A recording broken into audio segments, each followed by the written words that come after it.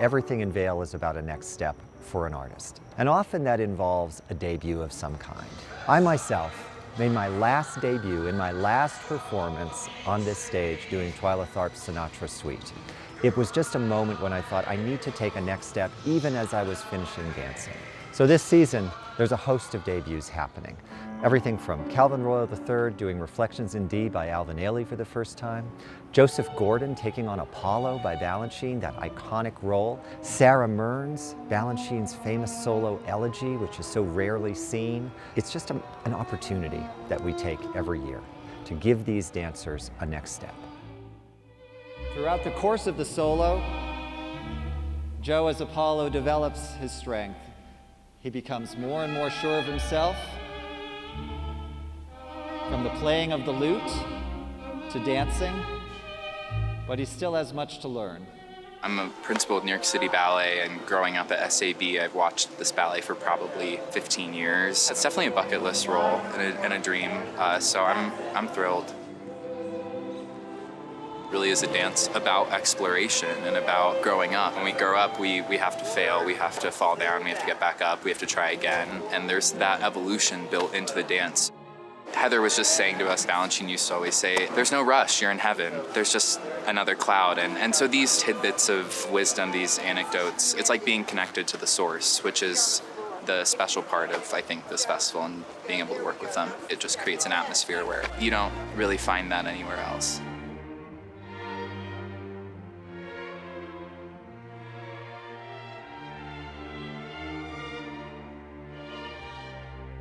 I was first asked to do Elegy 10 years ago when I was invited the first time, but I unfortunately was not able to do it because I got very sick. So it was sort of a perfect opportunity as being artist in residence, and I think that was actually the first thing they asked me to do. I almost feel like you want to be like, instead of just 1, 2, 3, but yes, great, it's good.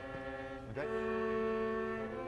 When you watch a tape of Suzanne, your instinct is to want to do what she's doing. She never did the same thing twice. So I was like, well, then I'm going to do that. Like, I'm not going to do her, I'm going to do me doing that. And Heather and Damien obviously champions that, and it's so amazing to get knowledge from them. 10 years ago, I don't think I was ready to do a piece like this, but since then I've gone through some personal endings, and because this piece is about the ending of something, I can absolutely relate to that now and what that means. I don't feel like I'm out there just going through the motions. I'm actually feeling something very deep inside when I'm doing the steps.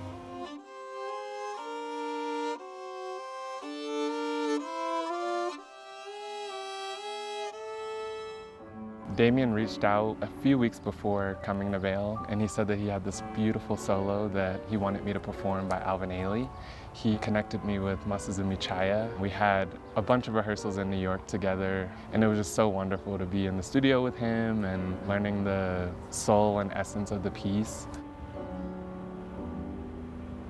We don't get to do Ailey at ABT ever, and so coming to Vail and being able to do it here has been really exciting.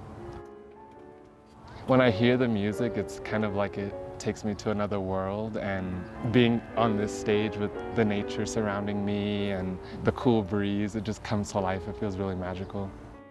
To be able to be passed that torch and learn it and make it my own too and bring it to life has been just a true gift.